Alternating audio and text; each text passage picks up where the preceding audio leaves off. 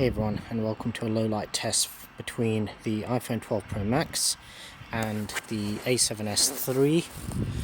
The A7S III has a Sigma 1.4 24mm lens. I've tried my best to try and get the sort of framing right as best as I can.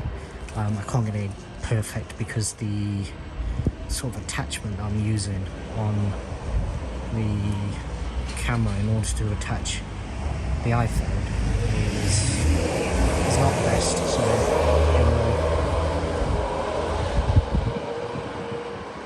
okay, not sure what that was. Right, so we'll just use my car as a sort of comparison, and at the moment I've got it on auto ISO, and it was showing us 6400. Now obviously the benefit of the Sony is the fact that we can bump this right up, and I believe the Sony actually has this thing where the base ISO has got basically dual ISO, so 12,800, which is what I'm on right now, is where the picture kind of just cleans up again. So basically right now, obviously the auto ISO was kind of selecting this 6400, and if I just bump that back up to 12,800, so this is where the picture kind of just automatically cleans up. And let's just try and see what we're actually getting on 12,800, and I've kept the aperture at f1.4. Shutter speed is 1/50, so I can adjust that, but obviously going for the sort of filmic look, I'm filming at 24 frames per second. I believe it should be 24 on both. 1/50, so that's back on 1/50, and this is giving you an idea in terms of just how much more light, as well as what type of light, what type of picture you end up getting. This is in the standard picture profile, so on the Sony, so I will do a few more tests just changing it to different modes. What I'll do now is I'll just switch it back to auto ISO, and let's see what it actually chooses. So that's just switched back onto auto, and I'll just see if it actually updates it. Yeah, so at the moment it's selecting 3200, and yes, my car is absolutely filthy. It does need a clean. The car's coming around the corner.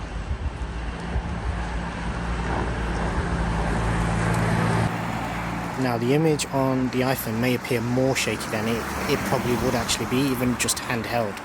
Main reason for that is basically, like I said, the mount I'm using connects onto the cold shoe or hot shoe mount of the camera, and unfortunately it's a plastic one, so that's actually more shaky than how I would actually hold it. I'll explain this later in the video somewhere, just explaining why that particular mount ain't the best. So the iPhone footage may appear a bit more shaky than it probably actually is, but normally obviously the iPhone's very stabilized. Focus wise, obviously I just had to, let me see if I can just pull in on this, and obviously the focus was one of the reasons why I actually switched from the GH5 to the Sony. So that's obviously sort of infinite focus there. If I just bring it down, you can see how quickly this focuses even at night.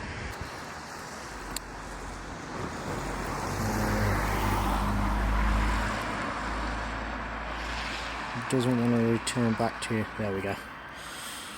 So I think I may tracking cancel it. Yep. Okay, so let me just bump that manually back up again.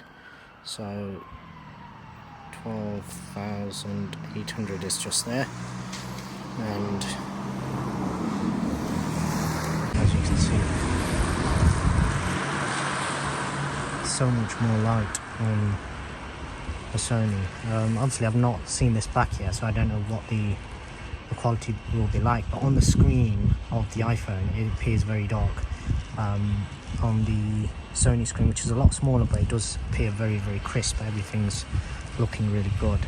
I will be doing a few more tests just on the actual Sony itself, the various different modes, and which mode would basically is best for using in low light.